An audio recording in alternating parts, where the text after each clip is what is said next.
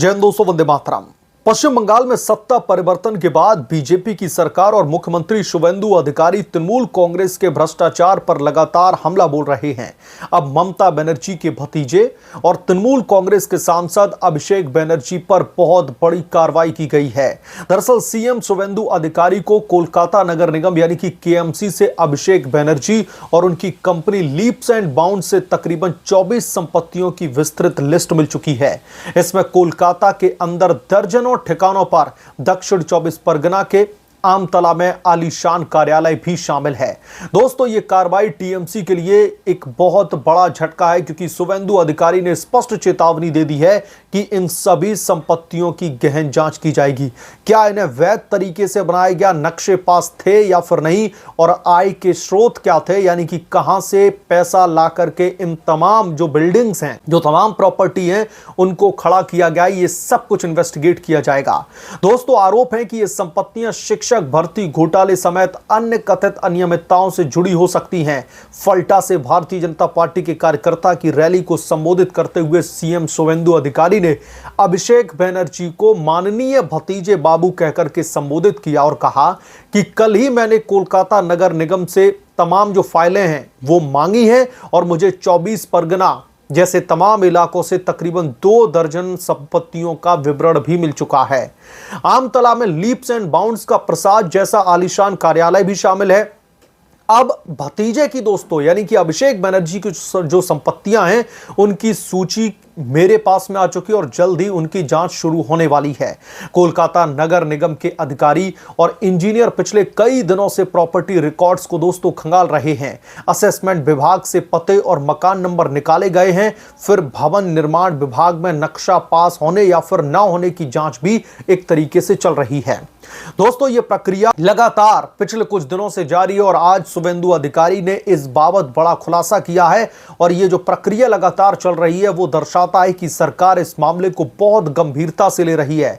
अभिषेक बनर्जी से जुड़ी company leaps and bounds इस पूरे मामले के केंद्र में है और खबरें तो यहां तक है कि अब अभिषेक बनर्जी चंद्रनाथ रथ के मामले के अलावा इस मामले में भी बुरे फंसते चले जा रहे हैं।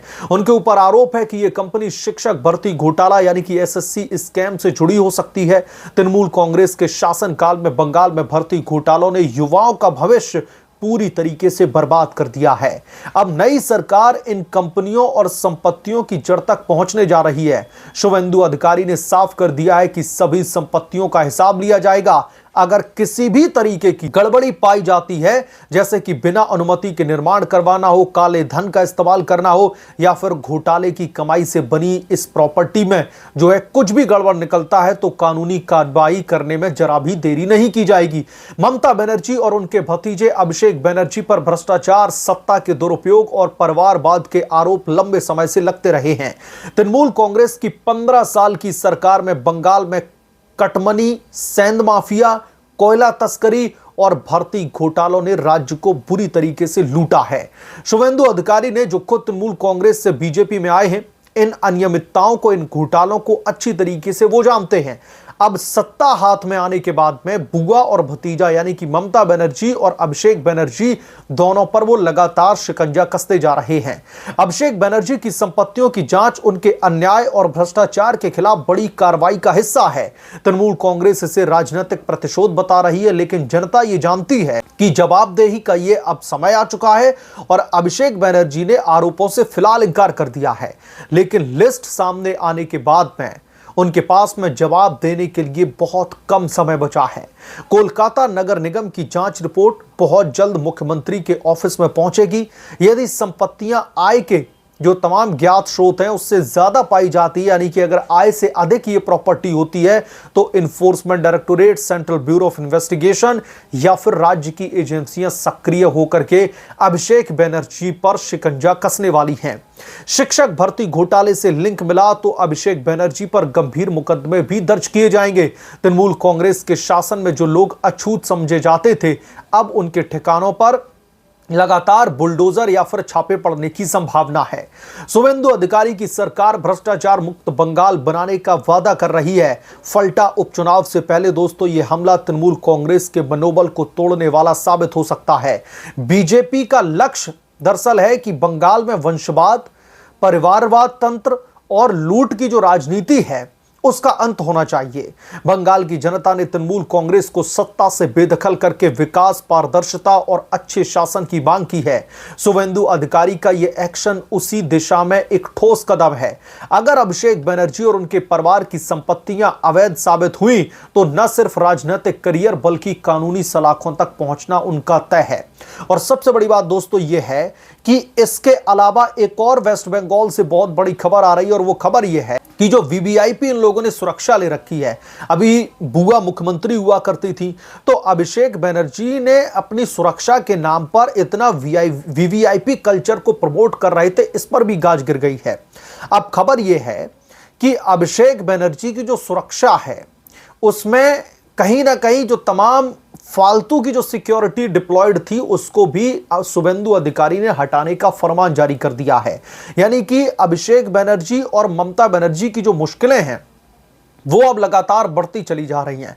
इनके खिलाफ में पश्चिम बंगाल की नई नवेली भारतीय जनता पार्टी की सरकार शिकंजा कसती चली जा रही है और ममता बनर्जी तो बुरी तरीके से बौखलाए हुई हैं। अभिषेक बनर्जी तो एक तरीके से अंडरग्राउंड से हो चले हैं, बाहर दिखाई नहीं देते। उनके स्टेटमेंट आप देखोगे मीडिया से नदारद दिखाई दे रहा है।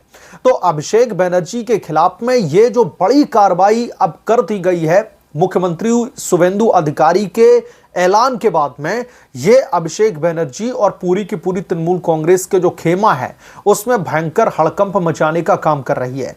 क्योंकि चाहे सिक्योरिटी का मामला हो, जो वीवीआईपी कल्चर इतना ज्यादा प्रमोट हो रहा था, उसके अलावा चाहे जो चंद्रनाथ रथ का मामला हो वो हो, या फिर जो तकरीबन 24 प्रॉपर्टीज हैं जिनकी लिस्ट सीएमओ पहुंच चुकी है और इन लिस्ट में से तकरीबन जो है आधा दर्जन ऐसी प्रॉपर्टीज हैं जो सीएमओ के, इन्वेस्टिगेटिव एजेंसीज के और केएमसी के रडार पर हैं और इनकी जांच के भी आदेश जारी कर दिए गए। और इनकी जांच में अगर किसी भी तरीके की इर्रेगुलरिटीज या फिर किसी भी तरीके से कुछ भी गड़बड़ झाला पाया जाता है तो इसके खिलाफ में कड़ी से कड़ी कार्रवाई होगी।